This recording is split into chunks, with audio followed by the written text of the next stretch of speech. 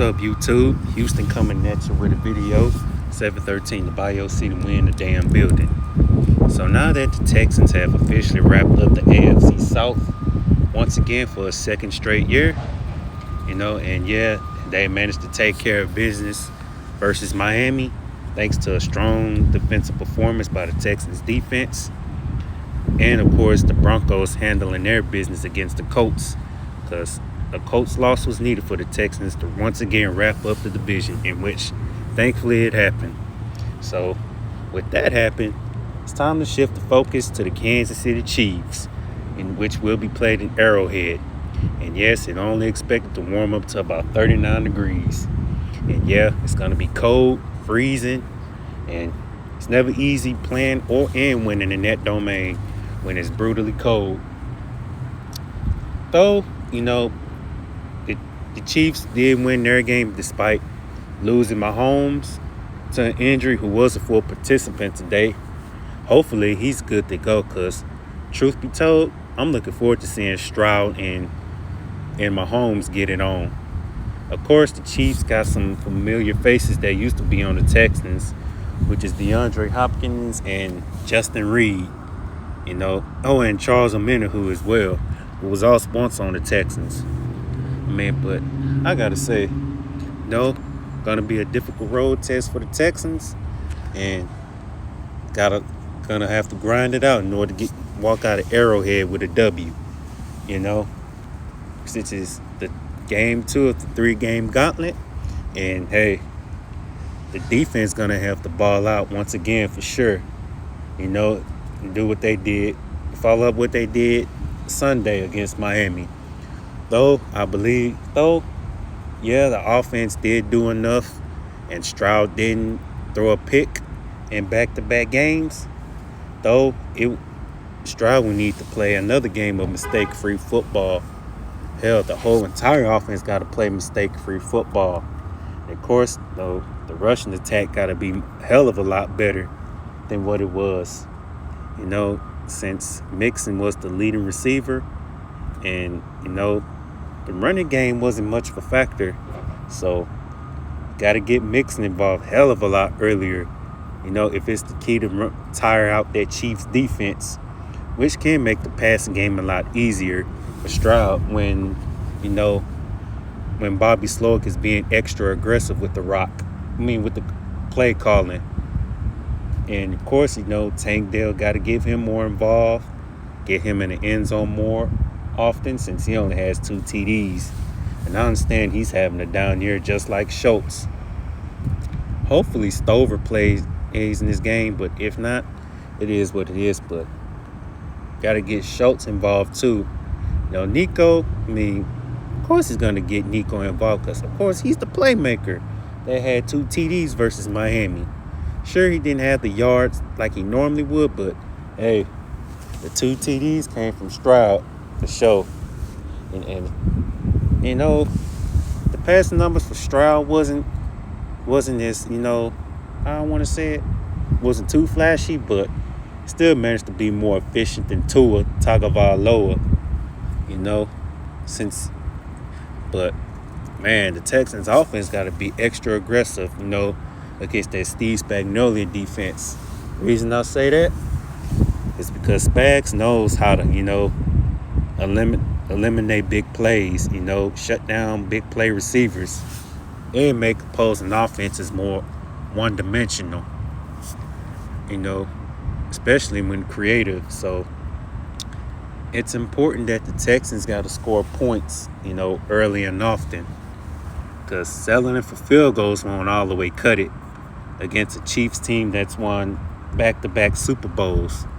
Mahomes, not his flashiest 2024, but he has been, minimizing the turnovers a lot more, just like Stroud starting to minimize the turnovers himself, but Mahomes is showing signs of improving and playing a little bit more better, with the ball and protecting the football or whatnot. But at the same time, Stroud has to be twice as more smarter with the ball, And the offensive line, of course, got to, Got to be on their A game, completely on their A game. If it means, winning the time of possession, keep Mahomes on the sidelines as much as possible. Because if the offense of the Texans get too many 3-and-outs, then, hey, the Texans, as good as that Texans defense has been, their defense is going to tire out, which is going to lead to the Chiefs' offense wearing down their defense of the Texans. And something that they cannot afford to let happen. Now, as far as the defense, got to continue, like I say, follow up what they did against Miami. Assuming if Mahomes plays, which I hope he does, you got to pressure Mahomes early and often, make him that uncomfortable in the pocket. And also, since Travis Kelce is his biggest reliable weapon, got to take him out. Got to limit him as much as possible. X him out, along with Hopkins and what's their receiver's name for the Chiefs? That other receiver's name. But I'll figure it out when I watch the game. But X Hopkins out as well, along with their running game.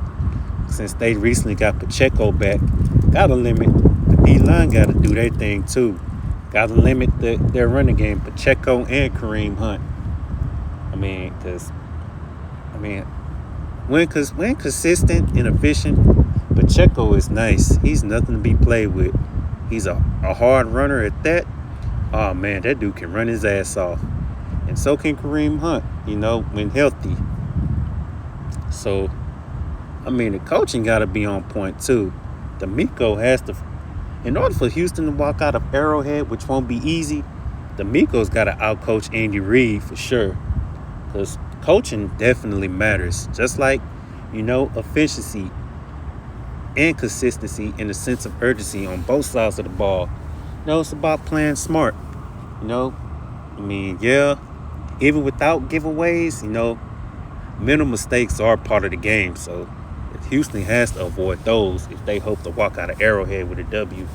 And yeah, I am aware that the last team these two teams met, the Chiefs clinched the AFC West title at NRG Stadium with a rushing winning touchdown from McKinnon. Courtesy of that sack fumble that happened. And, at the time, Davis Mills was the quarterback. But, this 2024 now. It's a different year, different team. And hey, it's a good challenge for the Texans. Good challenge for Stroud, facing against that Chiefs defense with Chris Jones, who is a game wrecker, by the way. A game wrecker. Yeah, they don't got the Jarius Sneed, but their secondary, they had their moments, but they're pretty solid as well. Can't sleep on that.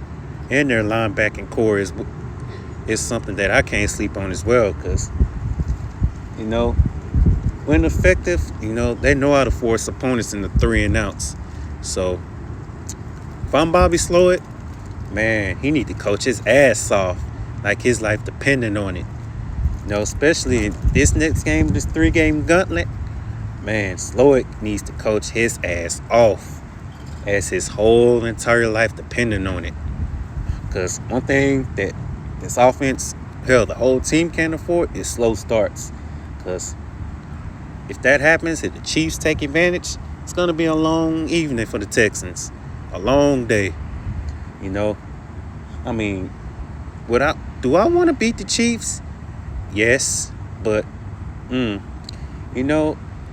it's a realistic chance that they do end up losing this game, because of their,